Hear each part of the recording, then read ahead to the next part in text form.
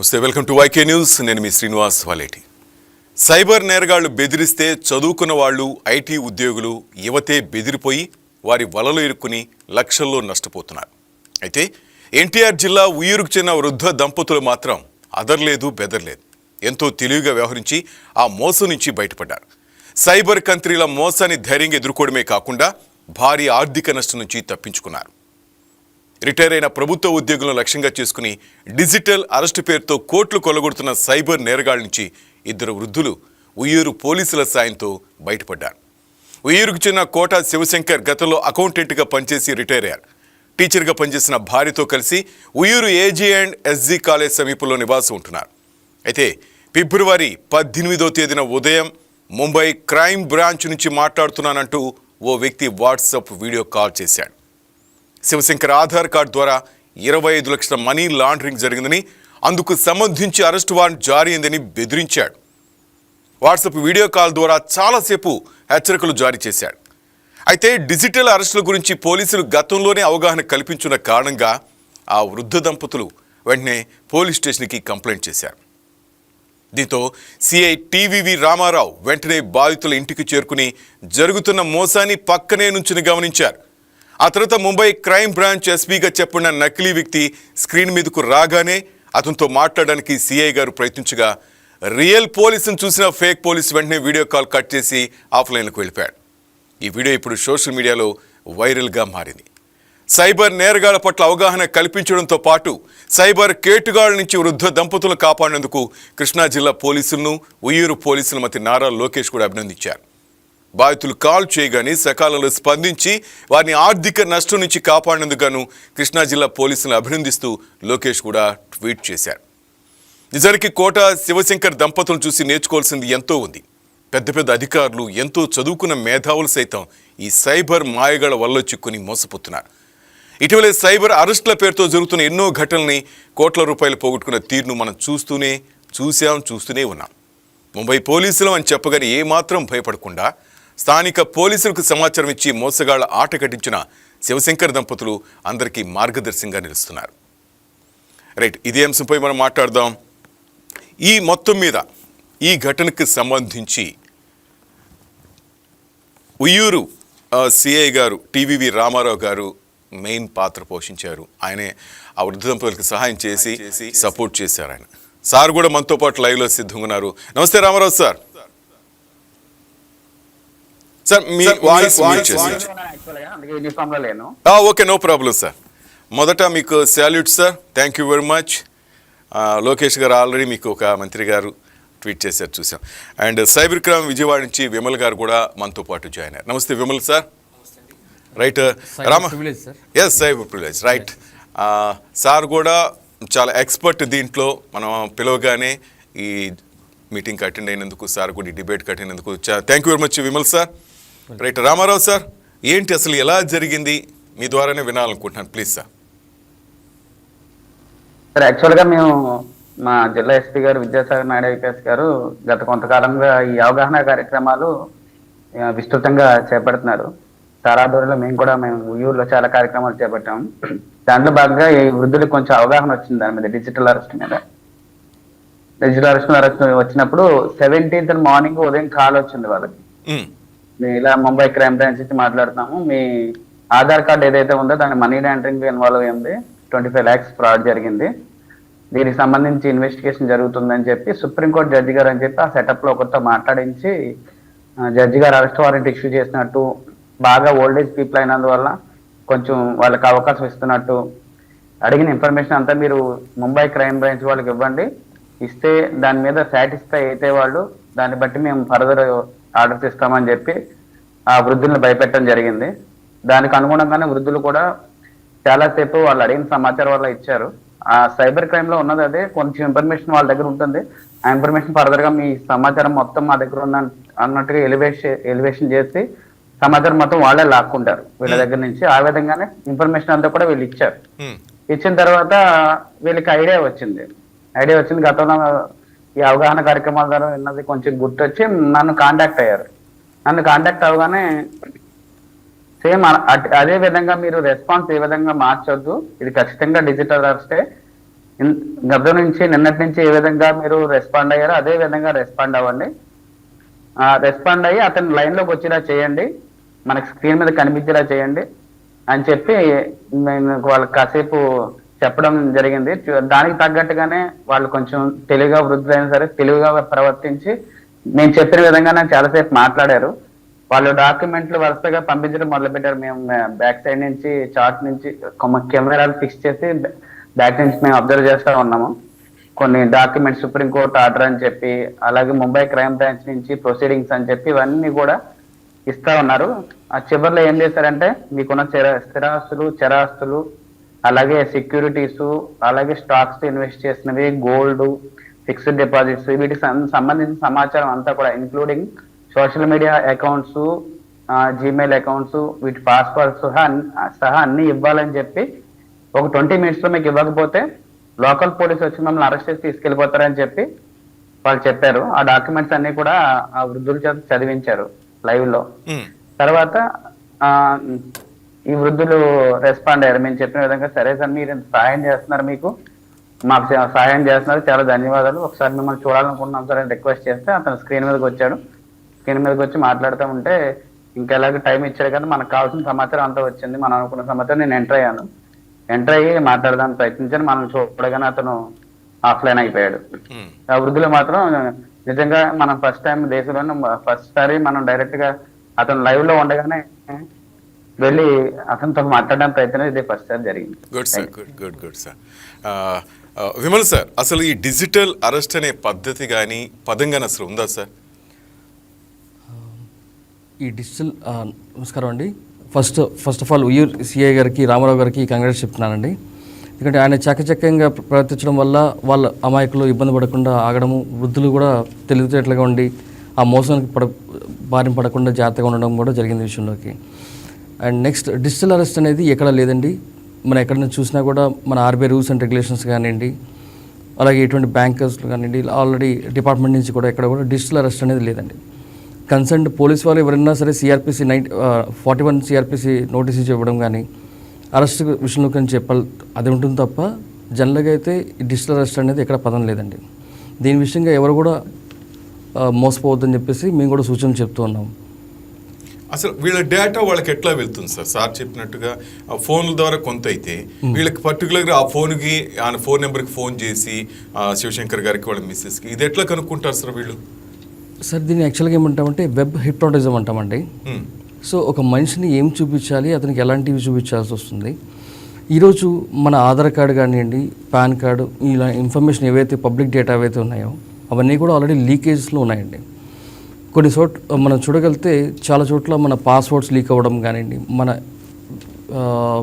Valuable data ఏవైతే ఉందో already leak అవ్వడం ఉన్న ఇన్ఫర్మేషన్ బేస్ చేసుకుని ఈరోజు ఈ సైబర్ నేరగాళ్ళంతా కూడా చేస్తున్న విషయం అంతా కూడా జరుగుతుంది క్లియర్ కట్గా మనకి చూడగలిగితే. ఒక ఫోన్ నెంబర్తో అతని పేరు డీటెయిల్స్, అతని ఆధార్ కార్డు డీటెయిల్స్ తెలుసుకొని అక్కడి నుంచి బ్యాంక్ అకౌంట్లో ఐఎఫ్ఎస్సి కోడ్ దగ్గర దాకా తెలుసుకునే పరిస్థితికి ఈరోజు ఈ నేరగాళ్ళు ఈ సిస్టమ్ అంతా స్టార్ట్ అయి ఉంది. దీనివల్లే మేజర్గా డిజిటల్ ఈ స్కామ్స్ కానివ్వండి, ఈ స్కామర్స్కి సంబంధించిన డేటా అంతా కూడా బయటికి అవుట్పుట్ వెళ్తుంది. ఒకప్పుడు పోలీసుల దగ్గర ఎస్డిఆర్ ఉండేదండి, కాల్ అంటే ఒక నెంబర్ గురించి తెలుసుకోవాలన్నప్పుడు ఆ డీటెయిల్స్లో వాళ్ళ ఆల్టర్నేట్ కాంటాక్ట్ నెంబర్, వాళ్ళ నెంబర్ డీటెయిల్స్, వాళ్ళ కేవైసీ ఐడి ఇన్ఫర్మేషన్స్ అన్నీ వచ్చేవి. అలా కాకుండా ఈరోజు వీళ్ళకి కూడా ఇలాంటివన్నీ కూడా టెలిగ్రామ్ లాంటి అప్లికేషన్స్లో నార్మల్ కాస్ట్తో ప్రతి ఒక్కరు కూడా చూసుకునే పరిస్థితికి వచ్చింది. వీటిని ఆసరాగా తీసుకుంటూ ఈ సైబర్ నేరగాళ్ళు కూడా ఇలాంటి యాక్టివిటీస్ చేయడానికి చేస్తున్నారండి. అండ్ మేజర్గా టార్గెట్ ఓరియంటెడ్ అంటే 45 to 50 years, 50 to 60 years ఈ ఏజ్ గ్రూప్లో ఉన్న పర్సన్స్ని టార్గెట్ చేస్తూ వీళ్ళకి ఇంటర్నెట్లో వీటికి సంబంధించిన ఇన్ఫర్మేషన్స్, ఎవరి బ్యాంక్ అకౌంట్స్లో ఎంతెంత ఫిక్స్డ్ డిపాజిట్స్ కానివ్వండి ఆర్ ఎంత అమౌంట్స్ ఉంటాయని చెప్పేసి ఇన్ఫర్మేషన్ ఉంటుందో వాళ్ళని టార్గెట్ చేస్తూనే ఇవన్నీ కూడా జరుగుతున్నాయి క్రైమ్స్. మీరు రీసెంట్గా చూసిన కేరళ కేసెస్లో కానివ్వండి, అలాగే రీసెంట్గా గోవాలో అయితే 1,93,00,000 రూపాయలండి సెక్యూరిటీ అంటే ఇన్వెస్ట్మెంట్ కోసం చెప్పి అతను ఇన్వెస్ట్ చేస్తూ లాక్ అయిపోయారు. కేరళలో 5,70,00,000 దాకా అమౌంట్ ఈ ఇన్వెస్ట్మెంట్ ఫ్రాడ్స్లో జరిగిన ఉన్నాయి కేసెస్ చూసాను సార్. అది సార్. సార్ రామారావు సార్, ఇదే ఫస్ట్ కేసా మీరు చోటు ఇంతకు ముందు ఇలాంటి కేసులు ఎప్పుడైనా చూసారా సార్ మీరు ఈ డిజిటల్ అరెస్ట్ అని పేరుతో? ఈ మధ్యకాలంలో చాలా కేసులు రిజిస్టర్ చేయడం జరిగింది సార్. గత సంవత్సరం కాలం నుండి కూడా డిజిటల్ అరెస్ట్ అనేది biggest cyber crime sir present. Um, investment మోసాలు తర్వాత డిజిటల్ అరెస్టే ఎక్కువ అమౌంట్ పోతా ఉంది. Hmm. ఎందుకంటే వాళ్ళు సిబిల్ స్కోర్ కూడా చెక్ చేయించి అప్పటికప్పుడు ఇన్స్టాంట్ లోన్ ఇప్పించి ఆ అమౌంట్ కూడా వాళ్ళు తీసుకుంటారు ఈ మధ్య కాలంలో డిజిటల్ అరెస్ట్ లో. Hmm. ఎందుకంటే వృద్ధులు ఆల్రెడీ వాళ్ళు మంచి రెస్పెక్టబుల్ లైఫ్ లీడ్ చేసి ఉంటారు, ఇన్ రిటైర్మెంట్ మనీ ఉంటది, తర్వాత అప్పులు కూడా చేయించి ఆ డబ్బులు ట్రాన్స్ఫర్ చేయించుకున్న సంఘటనలో మనం గతంలో చూసాం సార్. అటువంటి కేసులు కూడా కట్టాము. ఎక్కువగా ఇది సార్ చెప్పినట్టు వెబ్ హిప్నాటిజం అని చెప్పి ఫస్ట్ టైం నేను విన్నాను, అది కరెక్ట్ వర్డ్. ఉమ్, ఎందుకంటే వాళ్ళ దగ్గర పార్షియల్ ఇన్ఫర్మేషన్ ఉంటుంది, ఆ ఇన్ఫర్మేషన్ పట్టుకుని మొత్తం సమాచారం వీళ్ళ దగ్గర నుంచే లాగుతారు. ఈ ఎల్డర్లీ పీపుల్ అవటం భయానికి గురి అవటం వల్ల మొత్తం సమాచారం అంతా వీళ్ళే ఇచ్చేస్తారు, ఇచ్చేసి లాక్ అయిపోతారు. అక్కడ ఇచ్చేసి లాక్ అయిపోవడం చేసేది ఏమి ఉండదు ఎవరికి. ఇందులో ఏంటంటే సార్, ఇందులో ఇద్దరు ఈ వృద్ధ దంపతులకి ఒక అమ్మాయి, ఆ అమ్మాయికి చెప్పినా సరే నెక్స్ట్ మినిట్ వచ్చి పోలీసు ఎత్తుకెళ్ళిపోతారు అనే భయాన్ని క్రియేట్ చేశారు వాళ్ళకి.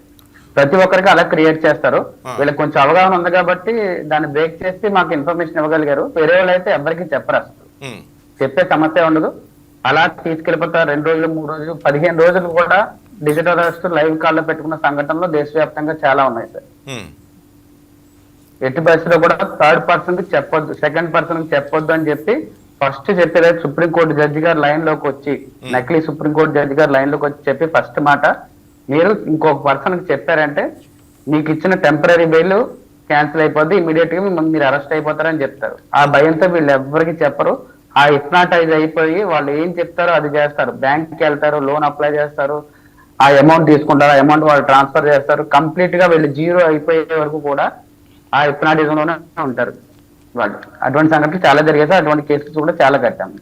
ఎస్ సార్, చట్టాల్లోని న్యాయంలో లొసుగుల్ని వీళ్ళు ముందుగానే ఉపయోగించుకుంటారు. మీరు చెప్తున్నట్టుగా ఒక భయపెట్టడం అంటే బెయిల్ రాదంటాం, కానీ ఇంకో విధంగా వీళ్ళని దాదాపు అంతా తెలిసిన వాళ్ళే దీంట్లో దిగుతారు, టీం అంతా. అంతా మొత్తం ఆర్గనైజ్డ్ క్రైమ్స్ అది. గ్రూప్ ఆఫ్ పీపుల్ ఉంటారు, మంచి పాలిష్డ్ ఇంగ్లీష్ మాట్లాడతారు సార్ వాళ్ళు. చట్టాల పట్ల కూడా అవగాహన ఉంటది. ఆ ఫ్రేమ్ చేసే డాక్యుమెంట్స్ కూడా సుప్రీంకోర్టు ఆర్డర్, ఒరిజినల్ ఆర్డర్ ఏ విధంగా ఉంటుందో, అరెస్ట్ వారెంట్ ఏ విధంగా ఉంటుందో, తర్వాత బ్యాంక్ ప్రొసీడింగ్స్ ఏ విధంగా ఉంటాయి, అన్ని కూడా చాలా క్లియర్ పాలిష్డ్ ఇంగ్లీష్ లో కరెక్ట్ గా ఉంటాయి సార్. దానివల్ల ఏంటంటే వీళ్ళు నమ్మేస్తారు వాటిని, అన్ని అలా తయారు చేస్తారు వాళ్ళు. సార్, మీరు సైడ్ నుంచి వింటూ ఉన్నారు. ఇందాక వీడియోలో నేను చూశాను, శివశంకర్ ఫ్యామిలీ మాట్లాడుతున్నప్పుడు అతను హిందీ మాట్లాడుతున్నాడా, ఇంగ్లీష్ మాట్లాడుతున్నాడా, ఏ టైప్ సార్? ఇండియన్ అయినా లేక వేరే దేశం ఏదైనా ఉందా? బాంబే నుంచి అయితే కాదు, అంతేనా? లేదు సార్, వీళ్ళు ఇండియన్సే. ఎక్కడంటే కంబోడియాలోని, బర్మాలోని ఎక్కువ, ఈ మయన్మార్ లోని ఎక్కువ ఆపరేట్ చేస్తున్నారు ఇప్పుడు అంతా. ఈ దందా అంతా కూడా ఎక్కువ నడిచేది ఇండియన్ సిమ్మే. అతను చేసింది కూడా ఇండియన్ సిమ్మే, కానీ వాట్సాప్ అదర్ కంట్రీస్ లో యాక్టివేట్ చేస్తారు. సిమ్ ఇండియాలోనే ఉంటది, నకిలీ పేరు మీద, నకిలీ ఐడెంటిటీ మీద ఇండియాలో ఉంటది సిమ్. వాట్సాప్ మాత్రం అదర్ కంట్రీలో యాక్టివేట్ అవుతుంది. Okay, right. మీరు రాగానే వెంటనే వెళ్ళిపోయారు సార్, ఇంకా వేరే మాటే మాట్లాడలేదు ఆయన. ఆ విజువల్ చూస్తుంటే తెలుస్తా ఉంది. అవును సార్, అవును. అదే వాళ్ళకి చెప్తున్నాడు కదా సార్, ఫోన్ కట్ చేసే ముందు మీరు నేషనల్ సీక్రెట్స్ యాక్ట్ ని వైలేట్ చేశారని చెప్పి ఫోన్ కట్ చేశాడు. ఓహో, రైట్. మీరు రాగానే వాళ్ళకి వార్నింగ్ ఇచ్చి కట్ చేసేసారు. కట్ చేశారు.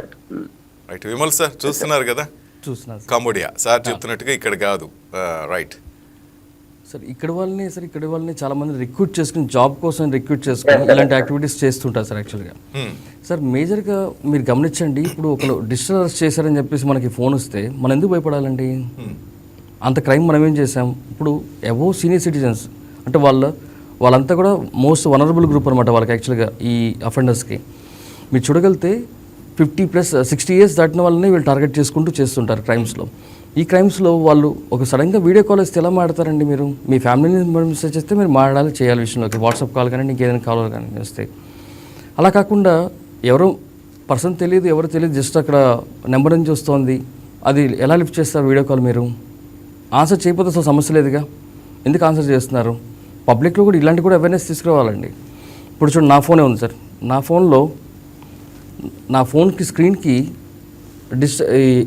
లాక్ సిస్టమ్ ఉంటుందండి పూర్తిగా. ఓకే, ఇట్లా ఓపెన్ అవుతుంది, అవసరమైనప్పుడు వాడుకోవడం లేదా క్లోజ్ చేసేయడం. ఓకే, ఇది ఎందుకు చేస్తున్నామంటే మన ఫోన్ ప్రతిదీ వింటోంది, ప్రతిదీ చూస్తోంది, ప్రతిదీ అవతల పాస్ చేస్తోంది. ఇది ఎందుకు చూపించడం జరిగిందంటే ఇజ్రాయెల్ ప్రధాని గారు కూడా ఇలాంటి సిస్టమ్ ఇలాంటివే వాడుతూ వస్తున్నారు ప్రస్తుతం వాళ్ళు. ఎందుకంటే హే సిరి అంటే చాలు చక్కగా మన ఫోన్లో ఉన్న డేటా వినేస్తుంది, చక్కగా మనకి ఏది కావాలో చెప్తోంది. హే గూగుల్ అంటే చాలు. సో ఇంత టెక్నాలజీ ఉన్నప్పుడు మనం డిజిటల్ ప్రొడక్ట్స్ని కూడా జాగ్రత్తగా చూసుకోవాలి, సెక్యూర్గా చూసుకోవాలి. అనవసరంగా వచ్చే వీడియో కాల్స్ని కూడా మనం ఎంటర్టైన్ చేయకూడదనే విషయం కూడా పబ్లిక్ కూడా తెలుసుకోవాలి. అసలు మాట్లాడకపోతే సమస్య లేదుగా.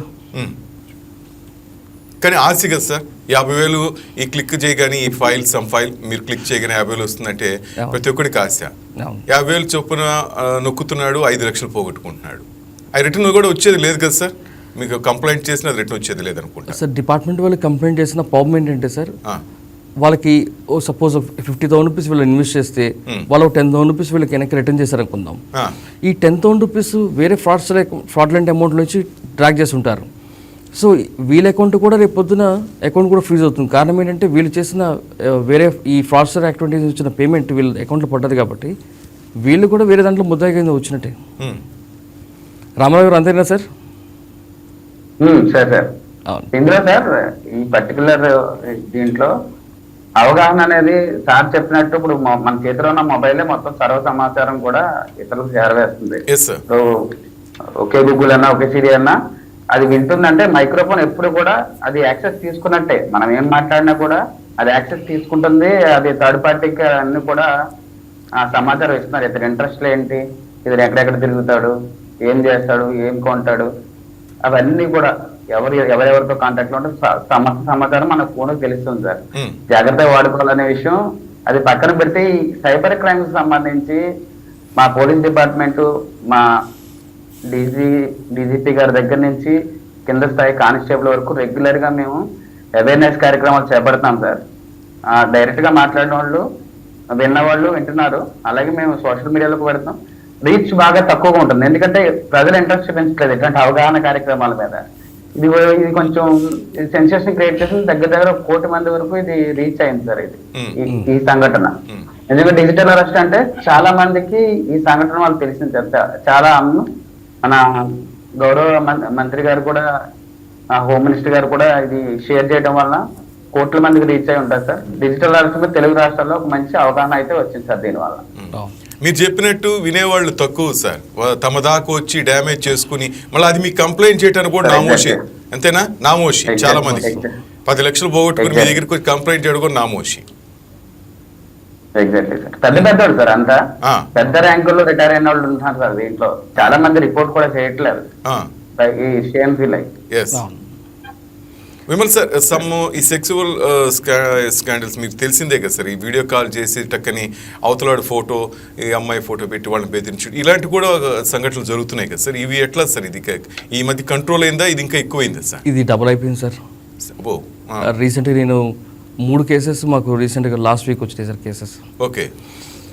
ఇవన్నీ కూడా ఏంటంటే మన సోషల్ మీడియాలో, ఫేస్బుక్లోనో లేదంటే ఇన్స్టాగ్రామ్లో వీళ్ళు పరిచయం అవ్వడం, వాళ్ళ నెంబర్ షేర్ చేసుకోవడం, వాట్సాప్ కాల్లో రావడం, మాట్లాడడం, చేయడం.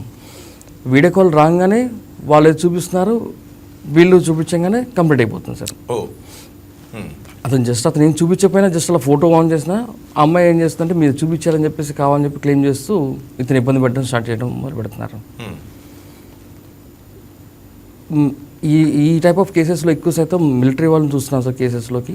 అలాగే కొంతమంది సిఆర్పిఎఫ్ వాళ్ళు ఎక్కువ కేసెస్లో మా దగ్గరకు వచ్చిన కేసెస్ కంప్లైంట్ వీళ్ళు ఎక్కువ ఫేస్ చేస్తున్నారు, బలి అవుతున్నారు. అవును సార్.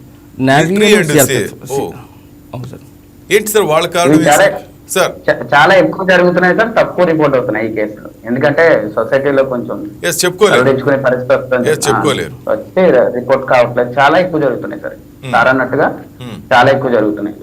ఏంటి సార్ మిలిటరీకి ఈ సిఏ జవాన్లు రావటం వీళ్ళనే టార్గెట్ ఏంటి సార్? అంటే కొంచెం ఫ్యామిలీకి ఏవే ఉంటారు కదా సార్. ఓకే, వీళ్ళనే. రైట్. నేవీ సార్ బాగా, నేవీకి బాగా ఎక్కువ ఎఫెక్ట్ కనబడుతుంది. కొన్ని కేసెస్లో మేము గోండా అనే ఊరు దాకా వెళ్ళగలే సిచ్యువేషన్లో ఉన్నాం సార్. అక్కడ గోండా అనే ఒక ఊరు, అంటే లైక్ గోరఖ్పూర్ దగ్గర గోండా అనే ఒక ఊరు ఉంటుంది సార్. ఓకే. ఏ స్టేట్ సార్ ఇది? ఉత్తరప్రదేశ్. ఉత్తరప్రదేశ్లో మనకి మండి ఎలా ఉంటుందో, అరేబియన్ మండీస్ ఉంటాయి కదా సార్, హోటల్స్, అలాగా ఒక్కొక్క లొకేషన్లో ఒక్కొక్క లేడీ ఒక్కొక్క బ్లాక్లో ఇలా కూర్చొని కంటిన్యూస్గా ఇలాంటి హనీ ట్రాప్ కేసెస్ చేస్తున్నారు. ఓ గాడ్. వాళ్ళు ఒక 8 రకాల సర్వర్స్లో ఈ డేటాను సేవ్ చేసుకుంటారు. రేపు ఫ్యూచర్లో సెల్లింగ్కి వీళ్ళన్నీ రెడీ పెట్టేసుకుంటారు అన్నమాట వీటిని. ఈరోజు హనీ ట్రాప్ కేసులో మీరు డేటా మన 1930 కంప్లైంట్ చేసినా కానీ 100 ఫోన్ చేసి కంప్లైంట్ చేసినప్పుడు మ్యాక్సిమం ఏంటంటే ఎవరికి ఫోన్ లిఫ్ట్ చేయొద్దు, ఎవరికి పేమెంట్ చేయొద్దు అంటాం జనరల్గా చెప్పేది క్లయింట్స్. ఓకే, కానీ మీ డేటా ఆల్రెడీ మీది అయితే సెన్సిటివ్ పార్ట్స్ సంబంధించిన డేటా ఉందో, ప్రైవేట్ పార్ట్స్ ఉన్న డేటాని మీ ఇన్స్టాగ్రామ్ ఐడి, మీ ఫేస్బుక్ ఐడి సంబంధించిన డేటాతో కూడా